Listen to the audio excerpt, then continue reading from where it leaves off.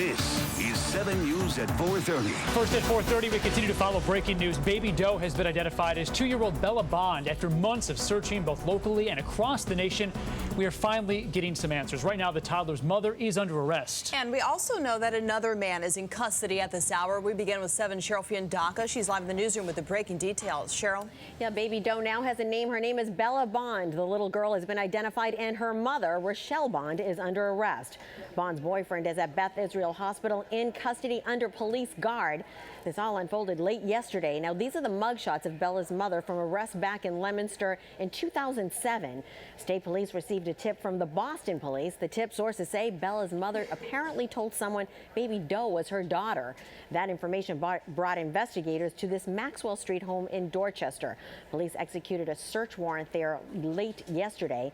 Now, the home is believed to be where Bella lived with her mother and may have died there. Now, sources say Rochelle was not at her Dorchester home, but was at another address in Lynn. Early this morning, Rochelle and a man who says he is Bella's father voluntarily went with police to be questioned. Police sources say they have impounded Rochelle's car at the State Police Barracks in South Boston. Now, her boyfriend, who has been hospitalized at Beth Israel Hospital for the past several days, is also under police guard. Sources say both have drug issues, and the Speaker of the House, Robert DeLeo, said at a news conference both are blaming each other for Bella's death. He says a grand jury is hearing the case. Rochelle, who is from Fitchburg, has a criminal record that includes arrests for prostitution and drugs. Bella's body was found in late June on Deer Island in Winthrop. Wrapped in a plastic bag, she was wearing leggings and had a zebra blanket with her. Her lifelike composite photo has been viewed millions of times on social media. Police followed up on hundreds of tips and made well-being checks on dozens of little girls. Pollen from her clothing connected her to the Boston area, and other tests confirmed that. We went to a Utah lab that analyzed Bella's hair, tooth enamel. Both connected her to the Boston area as well. Now, police know her name and have 2 people in custody in connection with her death. We will bring you the very latest as it develops. In the newsroom, I'm Cheryl Fiandaca. Cheryl, thank you. Some big developments today. And as we said, a search warrant was executed late last night in Dorchester. Yeah, 7's Steve Cooper has been talking to people at that house all day long. He's live in Dorchester with that part of the story. And Coop, they have to be devastated. They are, Ryan. You can just imagine just residents around here just still trying to wrap their arms around this whole story. And they're actually anxious for some more details of exactly what happened here. Those details will be forthcoming with the district attorney later on this afternoon. But for now, we can tell you that baby Bella did live in this apartment building, this 6-unit apartment building here in Dorchester. Neighbors say she'd been living here for 2 years. And, well, they say she hasn't been seen since last spring. But that's only because they thought that she may have been taken into state custody, or perhaps she had moved. It's shocking and it's sad because she's so young. Holding her 8-month-old son a little tighter today, Yesiomara Torres says it was Thursday afternoon when investigators came knocking, asking her about her next-door neighbors and little Bella Bond, who up until today was only identified as baby doe. And can you describe what was going on here yesterday?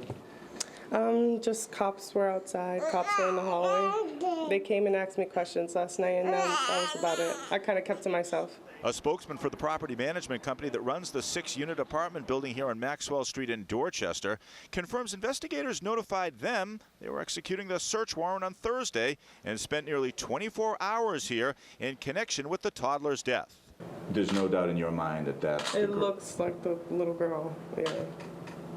It looks like her. I mean, the hair looks longer in the picture, but it looks like the little girl. Neighbors say even seeing images of the little toddler didn't ring a bell with them because that wasn't an exact image of the little girl. Or when they hadn't seen her around for several months, they thought maybe she'd moved out. It's awfully sad. It sickens my stomach. It really do. It really do. But I had no clue at all. Now, over the past few hours here on Maxwell Street, neighbors and residents who live around here have been stopping by, leaving balloons and flowers and candles at this growing makeshift memorial here along the sidewalk outside 115 Maxwell Street. They've been pausing and they've been praying at the same time, thankful once and for all that baby doe, that little toddler that we've known as baby doe for the past several months, has now been officially identified. We're live in Dorchester. Steve Cooper, 7 News. And we can tell you right now we're waiting on a press conference from the Suffolk County District Attorney. We'll, of course, bring that to you live when it happens. And to stay on top of the story anytime, just head online at WHDH.com and on the 7 News mobile app. You can also check for updates on Facebook and Twitter. We are following more news today. Kentucky County Clerk has lost another bid to refuse marriage licenses to same-sex couples. A U.S. Court of Appeals denying Kim Davis's latest request. Earlier this month, Davis chose jail over a federal judge's order to issue marriage licenses. Her lawyer argued the ruling should only apply to couples named in the original lawsuit. A friend of the accused Charleston church shooter is now facing charges in connection to that case. Police arresting 21-year-old Joey Meek. He's accused of lying to authorities and failing to report a crime. He pleaded not guilty in court today. Officials say the accused shooter, Dylan Roof, stayed with Meek before the attack in June and that Meek knew what his friend was planning. Roof is accused of killing 9 people at Charleston's Emmanuel AME Church. If convicted on all counts, he could face the death penalty. More than 1,000 police officers in Baltimore County, Maryland will soon have body cameras. Officials announcing that nearly 1,500 officers will have the equipment by July of 2017. This comes after the death of Freddie Gray, who died in Baltimore police custody in April. Despite the national attention to the case, the police union in Baltimore thinks the cameras still are not necessary. My men and women have to accept this as a tool in policing that is here to stay. We feel that the money could be spent elsewhere, such as school air conditioning and funding the 38 officer positions that the county has left unfunded. And police departments around the country have begun using the cameras in the wake of several serious high-profile shootings across the country. Caught on camera, a scuffle between police and a 16-year-old boy. Police say the teen was stopped for trespassing in Northern California. Video appears to show the boy being hit in the face with a police baton. Police say it all started when one of the officers asked the teen to get on the sidewalk. The boy then cursed at the officer. They claim the teen was cited and released. A Georgia mom fighting a breastfeeding ban at her gym. She says she brought her baby into the women's locker room to do it, and she thought that was a more than appropriate place to breastfeed. Well, she was kicked out of the gym, but now gym workers are saying they got it wrong. 7's Kim Casey has that story. It was either going into a disgusting bathroom and sitting on a toilet seat to feed him, or standing in front of all these strangers coming and going while my body's exposed to everyone coming in and leaving the gym. Those are the two options Caroline Hoffman says this staff inside this LA Fitness in Georgia gave her when she tried to breastfeed her 7-month-old son Elliot in the locker room. She says they said there were liability issues and a staff member confronted her. And I was really embarrassed because she was, standing outside of my stall door telling me, ma'am, you can't be back here. And so I went to the front right away to the desk. She says she posted her experience on Facebook, and soon her husband got a call from LA Fitness apologizing. She showed us a letter she says the district manager wrote her. It says she received wrong information. She is permitted to breastfeed anywhere in the gym you would normally be. That is consistent with Georgia law, the law saying mothers can breastfeed wherever they can legally be. Hoffman told us she knew that and was shocked the gym staff did not. We have rights, and that businesses do need to think about mothers. We're paying customers too. Kim Casey, 7 News. Also on 7, a Battle Creek, Michigan pizzeria is being recognized for taking good care of its employees. So good, the latest act is going viral. A picture of a replacement bicycle that owners bought for a worker is catching a lot of clicks. Jacob Ehard is a model employee at a Michigan pizzeria. Sometimes I clock in early, so like a few minutes early, so I can start getting everything done. The dirty dishwasher has a squeaky clean record. Always smiling, always in a good mood. I wish I had a full staff with Jacobs. And a major passion for pedaling.